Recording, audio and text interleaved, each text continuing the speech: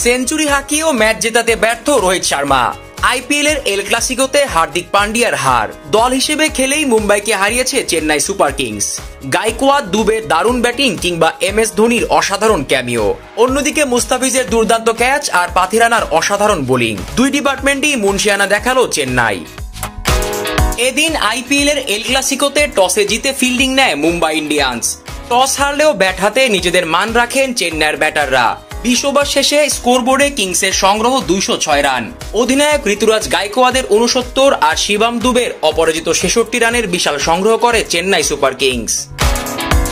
এদিন চেন্নাইয়ের হয়ে বোলিং সেশনে মুস্তাফিজুর রহমান বল করতে আসেন ইনিংসের দ্বিতীয় ওভারেই। একটা বাউন্ডারি হজম করলেও 8 রানের বেশি দেননি বাংলাদেশের মুস্তা। ওভারের শেষ বলে থাইপ্যাডের ওপরে না উঠলে রোহিতের উইকেটটাও পেতে পারতেন কাটার মাস্টার। নিজের দ্বিতীয় ওভারটাও পাওয়ার প্লেতেই করতে আসেন মুস্তাফিজ। এবার তার উপর চড়াও হন রোহিত শর্মা। প্রথম 2 বলই 1-4 1 ছক্কা।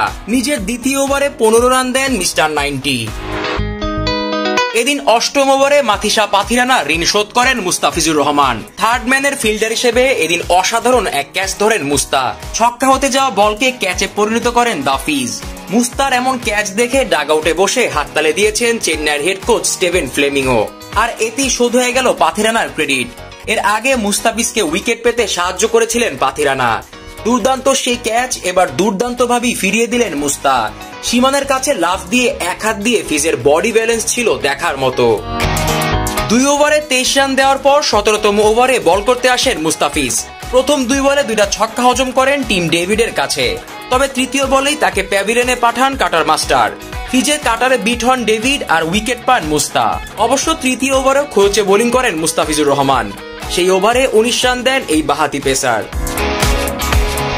নিজের চতুর্থ ওভার ফিজ করতে আসেন 19তম ওভারে।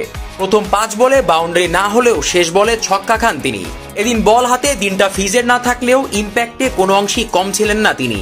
কেননা সূর্যা কুমার যাদবের সেই ক্যাচটা না ধরলে হাতছাড়া হতে পারত ম্যাচটা। ম্যাচ হারলেও এদিন রোহিত শর্মা সেঞ্চুরি দেখা পান। 63 বলে 105 রান করে নট আউট থাকেন তিনি। তবে সে যাই হোক, আইপিএল এর এই ক্লাসিকোতে জয় পেয়েছে ধোনির দল। 4 বলে 20 রান করা ধোনির ফিনিশিংটাই ম্যাচের সবচেয়ে বড় টার্নিং পয়েন্ট।